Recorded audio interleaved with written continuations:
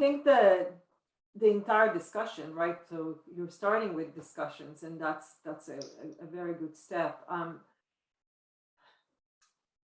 There's two things that I think relate also to some of the things that were said before. One is to understand, maybe create some kind of understanding that not all the universities need to be the same, and we cannot be the same.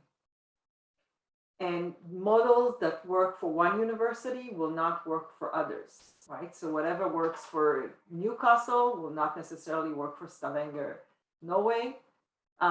We all have different cultures, we have different industries and local economies that need different things. So we need to make sure that whatever we do, in order to do that translation process, we actually consider the local conditions and what is needed locally. That's one thing.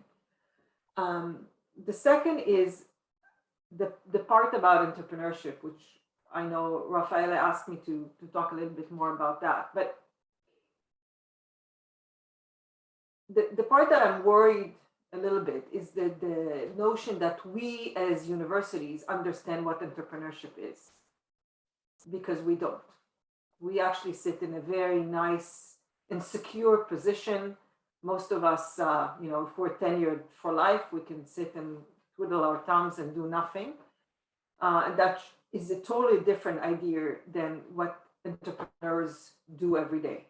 So when we want to teach our students to become, and our faculty to become more entrepreneurial, we need to understand first what entrepreneurship means in our specific regional conditions.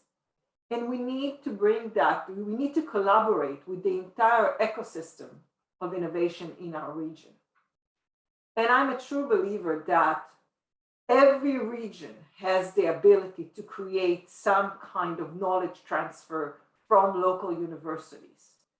And we have seen that. There's enormous amount of studies done by Heike Meyer and Runa Dahl, and that talk about the local universities and their contribution to their economies, right? And it's based because we understand what's needed in that particular region. So working with the local industry and local government on these relationships is really, really important. And I would encourage, it looks, for just reading the material, because I'm pretty new to this network, that's your plan, right? Is to bring the local actors in. And I think this is super important. It's really important that we do not just talk within ourselves, universities with universities, because then we create this notion that Andres was talking about, like, we want to keep our autonomy. So, which a lot of our colleagues still do, right? But if you talk about this collaboration with the rest of the economic players in each region, then you create a totally different discussion, which is more about collaborations and benefits that are good for both the universities and the local industrial players. Thank you very much, Shiri.